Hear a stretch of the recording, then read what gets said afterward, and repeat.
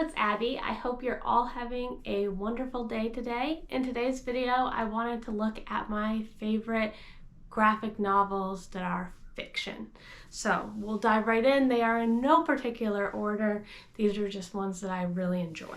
Counting this as one for the sake of it being 20 graphic novels, but this series, Garlic and the Vampire, Garlic and the Witch by Brie Paulson. This story is so cute. It follows a little Garlic as she kind of finds her place in the world and what she wants out of life. She has anxiety, but she also cares a lot about people, and so she is sent to defeat a vampire. And later we have the second story, which I won't get into just because I don't want spoilers. But she grows up on this farm with all of these other vegetables and stuff that this witch has created. And there is rumor that a vampire is in town and everyone is terrified. And so she is tasked with going to confront said vampire, and she sets off on a journey with the help of celery to go confront this vampire and kind of save the day. So very cute story. Like I said, I don't want to give away the plot, but very cozy fantasy story about little vegetables saving the world. Next suggestion, I have Lightfall, The Girl in the Galdarian by Tim Probert. And this story follows a young girl, and she has a grandfather, someone who adopted her, who is the pig wizard. And so Bae, the young girl, needs to go find the pig wizard because he has gone off somewhere. And in her journey, she runs into the Galdarian, and her and Cad go on this adventure together. I have only read the first one so far, but there is a sequel. I just finished this the other day. But the illustrations in this are absolutely beautiful. Again, it is a cozy fantasy. It is geared towards a middle grade YA audience, as is Garlic and the Vampire. But it's just a really cute story of friendship. I also really enjoy the anxiety mental health rep in this as well, as we see her have these kind of black lines or clouds around her as she gets anxious, and her trying to breathe and process and realize that her and her anxiety are not one, but something that she can control. So that is my second suggestion. Suggestion 3, The Witch Boy by Molly Knox Ostertag. And this follows a young boy whose family keeps telling him that he is not allowed to be a witch, that boys are not allowed to be witches because when they do, their magic kind of acts out. So boys are supposed to be shapeshifters and girls are supposed to be witches. But Aster doesn't like that. He wants to be able to do spells along with the witches, and this makes it so he's seen as, an outsider. The other boys in his family just can't understand why he would ever want to be a part of the girls and their studies. But he makes a friend who is not in on the magic know-how, and he talks to her, confides in her, and eventually there is a mystery that he has to solve, and he gets to kind of show people that you shouldn't just go with what you think initially, that stereotypes and things can lead you down to kind of having narrow thinking and not being able to fully experience life or allow people to be themselves. I know all of these sound kind of cryptic, but I don't want to give it away. This is a middle grade or young YA graphic novel. Next we have Nimona by Noel Stevenson. So Noel Stevenson has worked with a couple people on things like Lumberjanes, but this story follows Nimona and her supervillain, Lord Blackheart, and he does not want a sidekick, but she decides that she's going to be his sidekick whether he wants it or not. Nimona is a shapeshifter, and so she is kind of constantly causing problems for him, so not really a great sidekick. But she eventually is bringing out the best in him, and we have these questions throughout whether or not, you know, like good and evil, like is he really the bad guy or is the knight a bad guy? Just these questions of what people's motivations are and what they're trying to accomplish. And it's just a really cute story about being yourself and that kind of anyone can be a hero. Next we have This Was Our Pact by Ryan Andrews, and this follows a boy and his friends who decide that they're going to see what happens to the lanterns. So they put the lanterns out into the water every year and they watch them as far as they can, but these boys decide that they're going to ride their bikes and see where they actually end up, because people have said that they end up in the stars, but the boys don't believe that.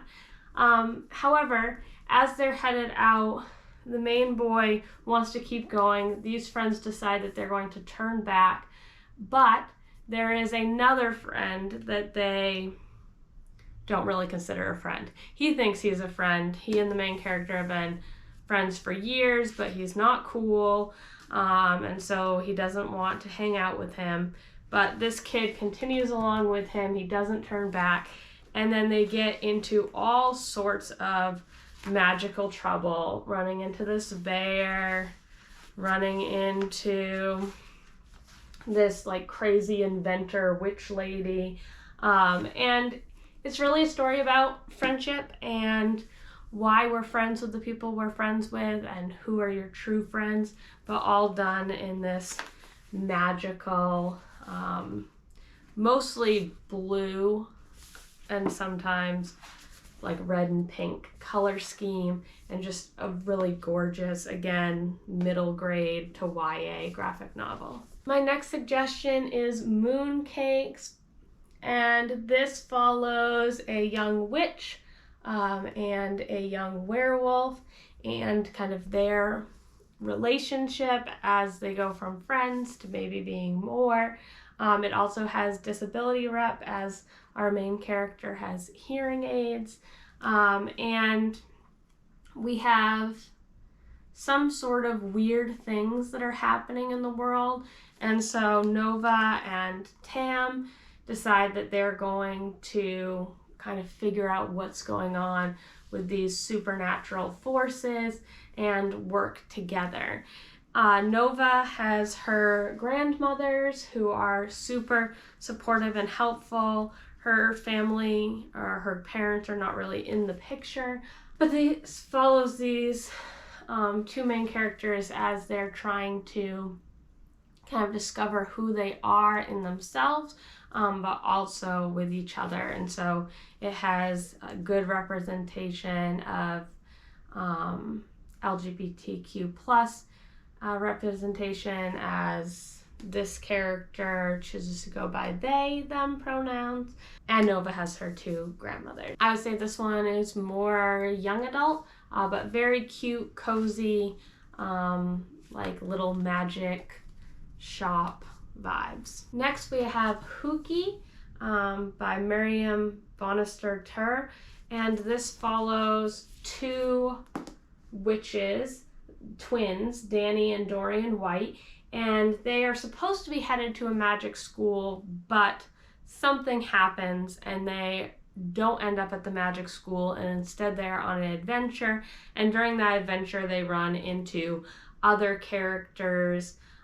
We have a princess who is looking for her missing prince, and we have a boy who wants to do magic, and so they kind of make this unlikely group who need to learn to trust each other, kind of this found family story, but trust each other and work together to save the witch and human worlds and help them get along with each other. There is a third one coming out, I think sometime this year, and it's based on a webtoon.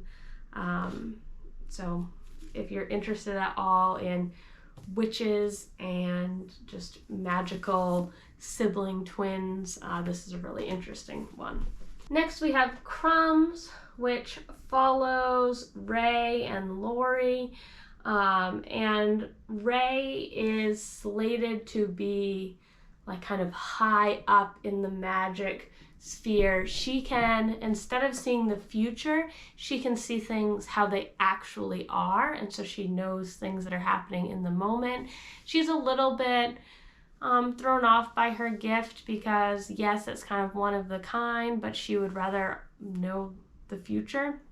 She also can't touch other people without knowing what they're really thinking and what's going on for them in that current moment. And so when these two strike up a relationship, we see them kind of navigating trust and what to do when someone in the relationship could know way more information.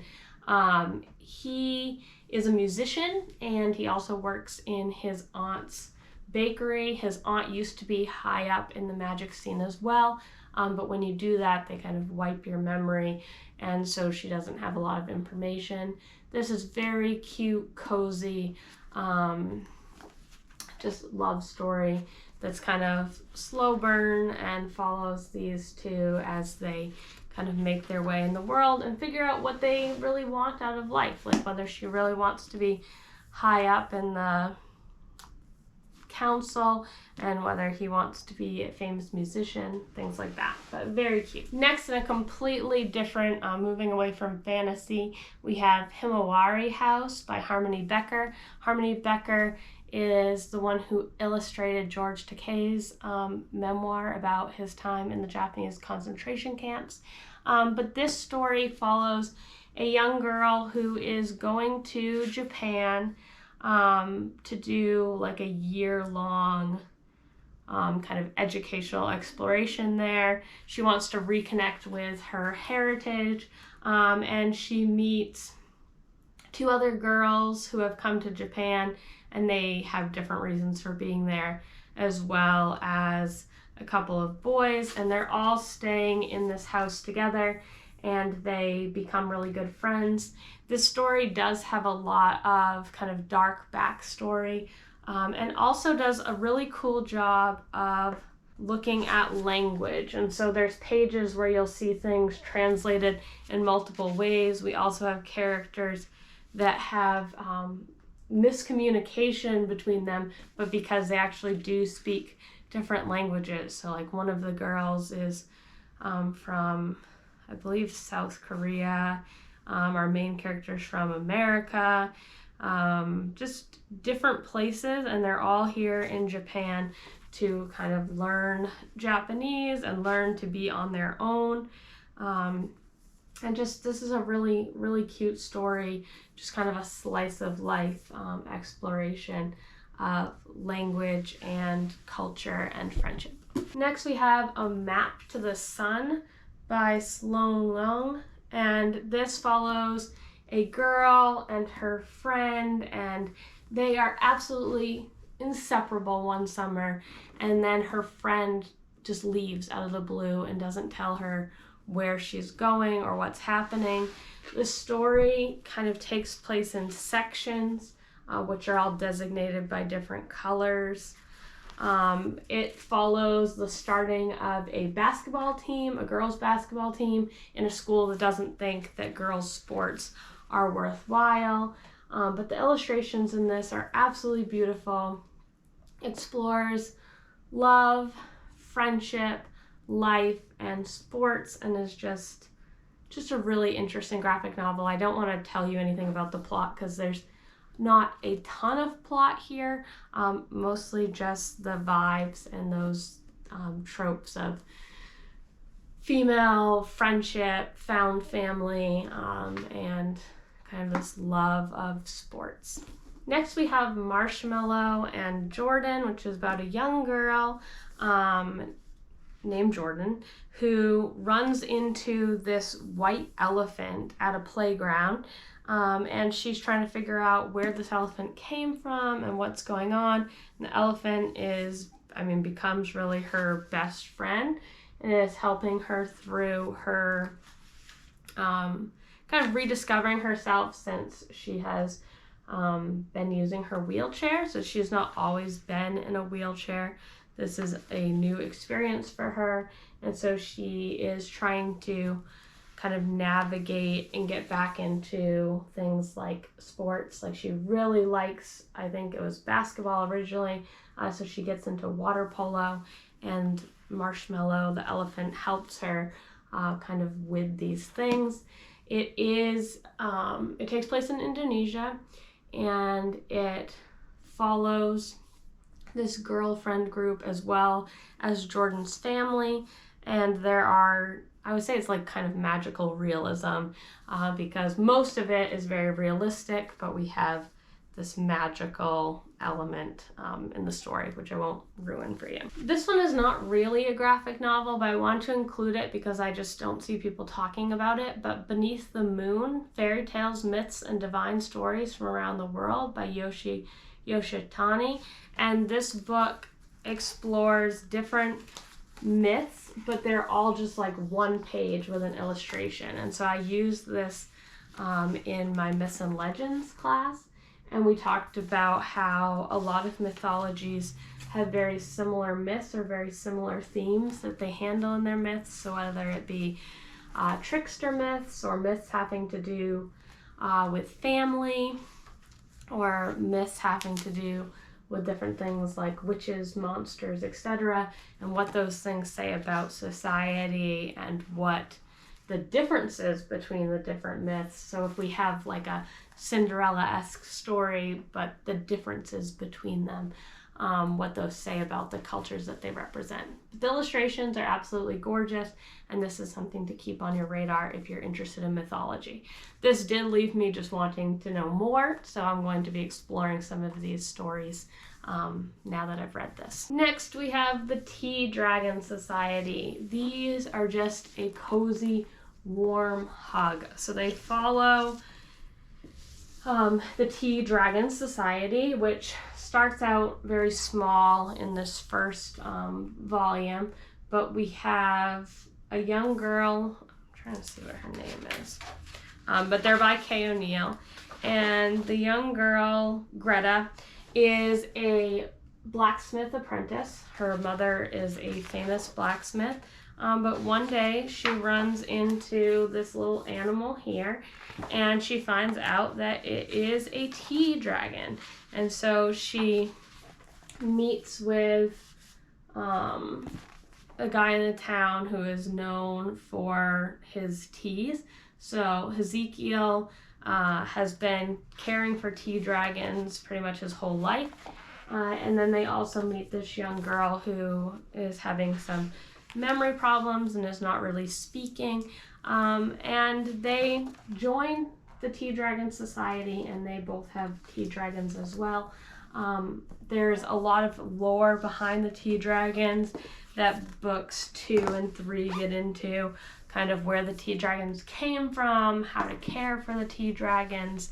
But these are just absolutely gorgeous.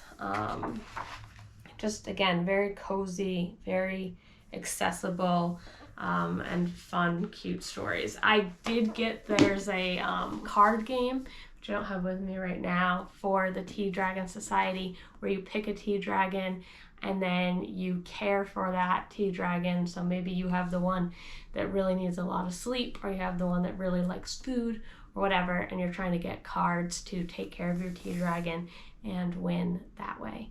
But this is just a really cute series that's worth reading. My other suggestions of graphic novels that I don't have yet, I always read graphic novels and then buy them to see if I want a copy of them. We have Séance Tea Party, which follows a young girl, and she discovers this ghost when she is doing a seance, and it's really a tale of coming of age and feeling comfortable in your own skin, not being afraid of growing up, and knowing that you can stay young. That kind of like age is just a number, and that your mindset could be, you could be young at any age. So like this ghost checks in with one of her friends from before she died, and that woman is just still young at heart. And so this is just a really cute, wholesome story. Next we have The Magic Fish. This was one of the first graphic novels that I read. It's absolutely gorgeous. It follows a young boy who's trying to come out to his mother, and his mother, she's dealing with her mother back in Vietnam who is very sick, and trying to feel like you have a place in the world. The two of them start reading the story of Cinderella, and we see different variations on the Cinderella tale from different regions throughout Asia, and trying to find ways to have this young boy feel comfortable sharing who he is with his mother. And it's just a very cute and beautiful story of acceptance and of fairy tales and love. Next we have The Hungry Ghost. This one, definite trigger warnings for eating disorders. This follows a young girl whose mother is always telling her that she needs to watch what she eats. She has a friend who is bigger and is very comfortable in her skin, but she, even though she is already small, is not comfortable in her skin and has a lot of body dysmorphia. And this book explores eating disorders in Asian households, or specifically households where the mother probably also has an eating disorder, or at least a disordered way of thinking about food, and how that is projected on the next generation and how that can affect someone's health, as well as their relationship. So it explores her and her mother's relationship, her and her friend's relationship, and how that kind of all revolves around food. But it's a very powerful graphic novel, but be aware of that going in. Next we have Displacement, which is a fictional account of the Japanese internment camps. We have a young girl who, during the 2020 election, is kind of brought back in time through some mystical ways to see her grandmother or her great-grandmother in the concentration camps, and what that looked like for her, what their daily life was like, and she kind of goes back and forth between the two. This one is very useful for having an idea of what happened in the camps. I actually read this one before I read George Takei's graphic novel. I would suggest his, obviously, because it's own voice and actual experience, but hers is based on her family's experiences, and so it is also worth reading, and is geared towards a younger audience. I would say that this one is more middle grade, and so that is kind of an easy way into the topic. We also have Isla to the Island. So it follows Marisol, who is moving from Cuba to New York City, to Brooklyn specifically. And so her parents send her from Cuba to the US in the 1960s to give her a new life, to help her during this time of turmoil in Cuba. And she goes from having very colorful pictures and her life in Cuba to very dark and drab, and her adjusting and trying to figure out who she is, both as she grows up, being alone and away from her family, but also in a completely different place. And it's just a really nice story that explores kind of this trying to figure out who you are in relation to your culture and yourself.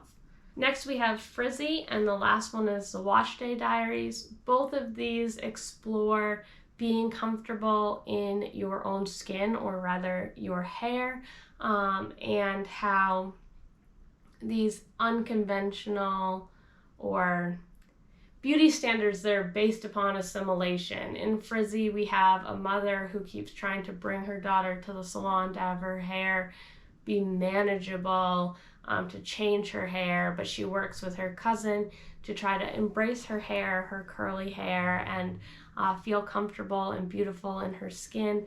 And in the Wash Day Diaries, we have established adults and their wash day routines, and how it's an act of self-love and self-care to really take care of your hair, and how that is tied to you as a person as well as your culture.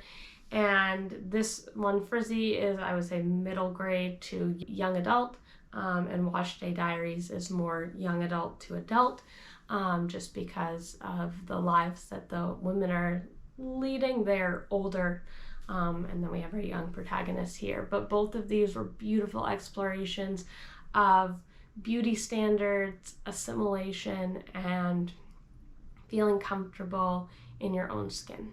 So these were my fiction graphic novel recommendations. If you would like an in-depth look at any of these, please let me know in the comments. Like I said, I want to keep these spoiler-free for people that would like to read them. But if you would want a full review with spoilers and everything, again, let me know in the comments. And if you have any graphic novels that you think I would enjoy based on these graphic novels, please let me know that in the comments as well. Have a good day.